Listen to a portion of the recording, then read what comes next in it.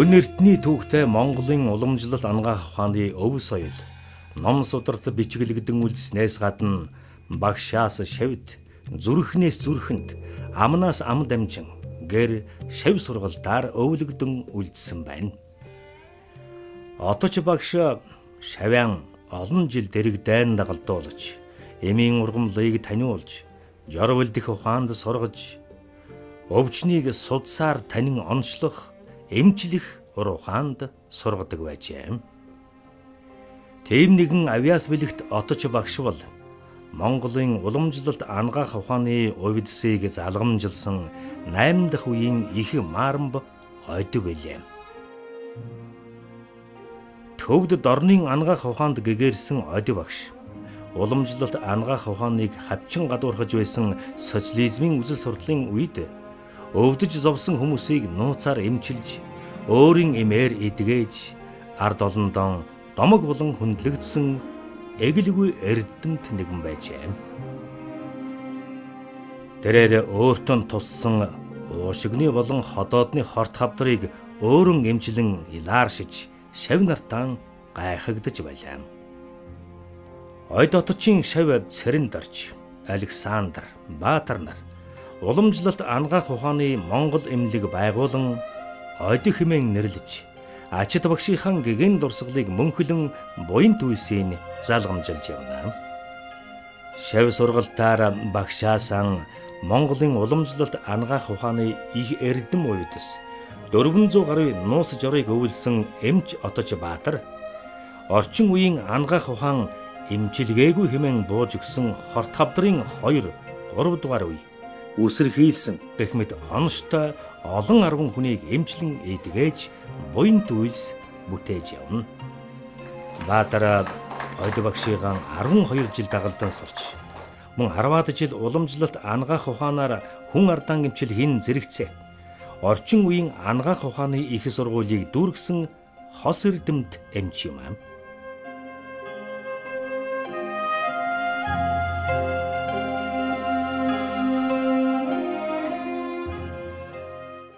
Уламжлалт ангаах ухаанаар хорт хавдрыг эмчлэн эдгээж байгаа тухай өгүүлэхийн өмнө өвчтөн болоод өвчнийг дорн өрнийн ангаах ухаан юу гэж үздгийг авч үзье. Өрнийн ангаах ухаан хүнийг тулгуур эрхтэн, яс, булчин, суудас, шөрмөс, цус, шингэнээс бүтдэг гэж үздэг бол Монголын уламжлалт ангаах ухаан тэдгээрийг тус тусад нь биш 5 махбодын онолоор тайлбарладаг. Хүний эрхтнүүд бие биендээ эх, хүү, нөхөр, дайсан буюу гал, шороо, төмөр, ус, мод гэсэн махбод харилцан шүтэлцэж бие биенээсээ хамааран оршдог гэж үзнэ. Зүрх нарийн гэдсийг гал махбодтой, ходоод дэлүүг шороо махбодтой, уушиг бүдүн гэдсийг төмөр махбодтой, бөөр давсгийг усан махбодтой, элэг цөсийг модон махбодтой эрхтэн гэж үздэг байна. Гал буюу хүний илч энергийг үүсгэгч зүрх нарийн гэдсний эх эрхтэн нь элэг цөс, хүү эрхтэн нь ходоод дэлүү, дайсан эрхтэн нь бөөр давсаг байдаг юм байна. Өрнийн болон дорнын энэ хоёр ангаах ухааны эмчилгээний арга нь суурь ойлголтоос хамааран өөр байдаг. Өрнийн ангаах ухаан зүрх өвдөхөд зүрхийг, бөөр өвдөхөд бөөрийг л эмчилнэ. Тэрж битгий хэл бөөр, зүрх, чихний гэд эмч нар нь тус тусдаа байдаг үлээ. Харин уламжлалт ангаах ухаан зүрхийг эмчлэхийн тулд түүний дайсан эрхтэн бөөрийг намхдагч, нөхөр эрхтэн болох элэг зөсийг дэмжих замаар хий, шар, бадганыг тэнцүүлэн эмчилдэг байна. Хий, шар, бадган гэдэг нь хүнтэй хамт төрдөг бөгөөд хий нь хүний биеийн доод хэсгээр, шар нь дунд хэсгээр, бадган нь дээд хэсгээр оршино. Уламжлалт ангаах ухаанд цаг улирлыг онцгойлон үзнэ. Өвөл бөөр өвдөхөд нэг эм, зун бол өөр эм өгнө. Гэтэл өрнийн ангаах ухаан өвөлч, зунч тэр ялгаагүй бөөрөнд нэг л эм өгдөг. Хэдийгээр дорны болон өрнийн ангаах ухааны суур ойлголт эмчилгээний арга технологи зөрүүтэйч энэ хоёр ангаах ухааныг нэгийн сайн нөгөөг нь муу гэж үзэж болохгүй юм аа.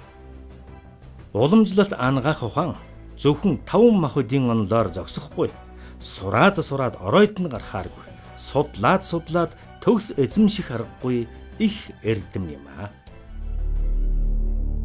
Хавдар гэгч аюул төвчин хүн төрлөختнийг түгшээсээр 21 дугаар зунтай зоолгож байна. Шинжлэх ухааны эмнэлэг хавдартай хэсэг юм уу эргэтэнг нистаслаар авч дараа нь хими туяагаар эмчилгээс өөр төгс эмчилгээг одоогоор олоогүй л байна.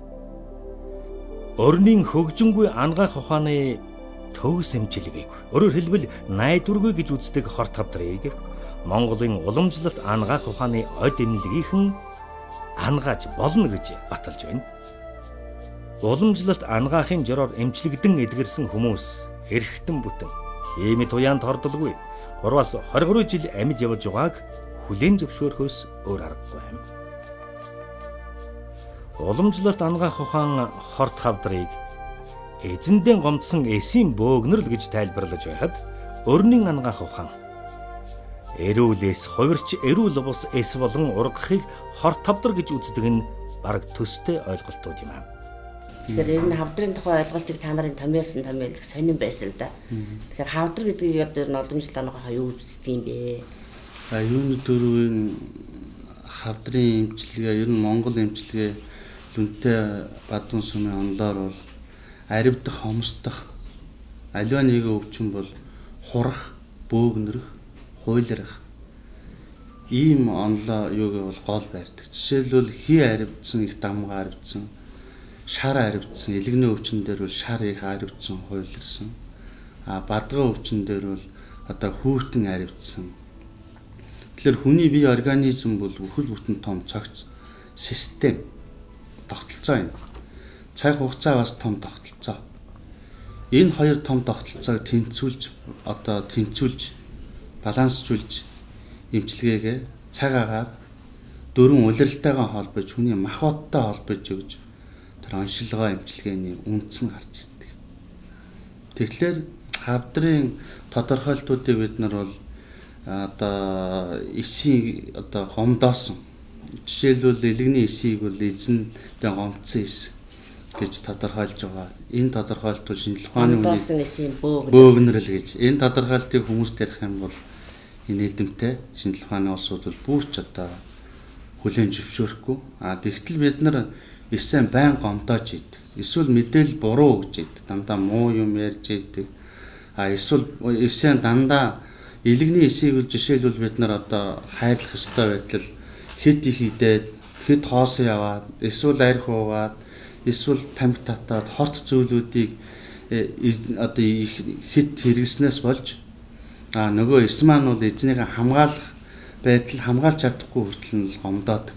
Энэ хуйлрал энд цаашаа явсаар байгаад эсийн бөөгнөрл, эсийн хуйлрал, эсийн гаж болж үүсдэг. Энийг бол бид нар бол хорт хавдрын одоо үүсэж байгаа маа гэж үздэг. Бие ихэл сэтгэл оюун санаа энэ гурвыг одоо цогцлон бүрэлдүүлж тэнцвүүлж оншоон тавьж эмчилгээгээ цаг агаарын дөрвөн улиралтайгаа холбоод 5 мах бод, 7 тамир, 3 хэртэй холбож тэнцвүүлэн хэн зохицуулж одоо оншилгоо эмчилгээ тэр юунуудаа бол одоо уялдуулан явуулснаар бол энэ хүнийг бол эрт оншилж болно, урьдчилан сэргийлж болно.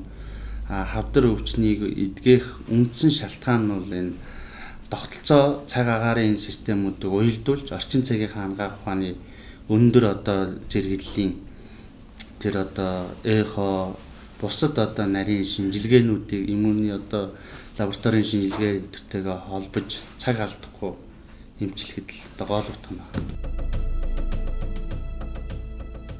Эмч Баатар 1996 онд нийслэлд болсон уламжлалт ангаах ухааны олон улсын баг хурал 2001 оны Улаанбаатарын Монгол ангаах ухааны олон улсын семинар 2001 оны Хөх хотын олон улсын хуралд сууж эрдэмтэн мэрэгдийн үгийг сонсч санал бодлоо солилцож байлаа.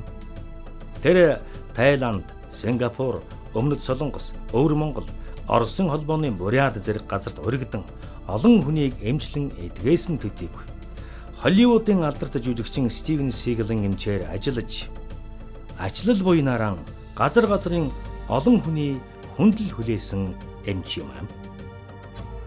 Ойд эмнэлгийнхэн олон жилийн туршлага, эмчлэн эдгэрүүлсэн хүмүүсийн судалгаанд үндэслэн эрдэм шинжилгээний баг хурал зохион байгуулжээ. Уламжлалт ангаах ухаанаараа хорт хавдрыг эмчлэн эдгэрүүлж болно гэсэн тэдний илтгэл зарим эрдэмтдийг гайхшруулж, зарим нь ч эргэлзэж эсэргүүцэхэд хүргэсэн юм. Тэдний нотолгоог давдурыг хүлээн авчиж чадахгүй л байна. Гэлээч ойд эмнэлгийн эмч нар Монголын уламжлалт ангаах ухааны увдсыг орчин үеийн ангаах ухааны төвшөнд судалж, нэн хөгжүүлж, бүрэн чадна гэдэгтээ итгэлтэй явдаг юм. Хорт хавдар хурдан явцтай. Ийм өвчний оноштой хүмүүс 3-6 сар л амьдардаг гэж үздэг. Гэтэл Баатар эмчийн эмчилсэн хорт хавдартай болгон нотлогдоод эмчилгээгүй гэгдсэн 34 хүний 61.7% болох 22 хүн бүрэн эдгэрчээ. Эмийн эмчилгээний ийм өндөр үзүүлэлт өндөр хөгжсөн өрнийн ангаах ухаанд хараахан байхгүй. Монголын уламжлалт ангаах ухаанаар эмчилсэн хүмүүсийн хорт хавдар нь алга болсныг орчин үеийн ангаах ухааны онцлогоонууд батталж байгаа юм. Ойд эмнэлгийнхэн өвчтнийг бүртгэж авснаас хойш 3 жилийг хяналтын хугацаа, тэрнээс дээш хугацаанд эрүүлэн амьдарч байгаа хүнийг эдгэрсэнд тооцдог юм.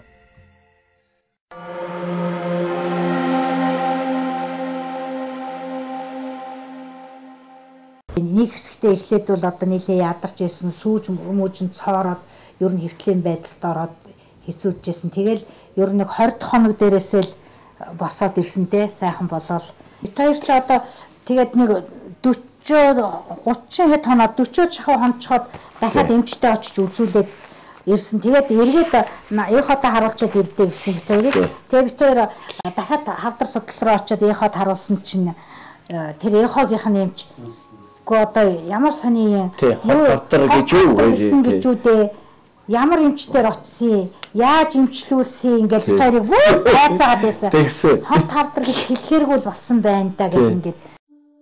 2007 оны 4-р сарын 24-нд өвчтөн сүхэрэгчааг эхо оншилгоогоор үзээд бичсэн дүгнэлт. Элэгний энэхүү шинжилгээг клиникийн 2 дугаар эмнэлэгт хийжээ. Элэгний 5, 4, 8, 7 дугаар сегментэд бөөгнөрлөлтэй гэж бичсэн байна. Эмч эдгэр шинжилгээнүүдийг үндэслэн түүнд элэгний хатуурал дээр үүссэн хорт хавдар хэвлийн хөндий шин гинтэй гэсэн онош тавьжээ. Ингээд сүхэрэгч элэгний хорт хавдартай болж тэр нь эмчилгдэх аргагүй гэсэн үг дуулаад ойд эмнэлгийн Баатар эмчид ханджээ. Ойд эмнэлэг карт нээж уламжлалт аргаар бэлдсэн танчин, намжиг, гүргэм, уянрил, оюут 25 гэсэн тангуудыг уулган хоолны дэглэм сахиулж эмчилсээр эдгээсэн байна. Эмчилгээгүй гэгдсэн тэр одоо 3 жил өвд хөвчингүй эрүүл сарвал явж байна.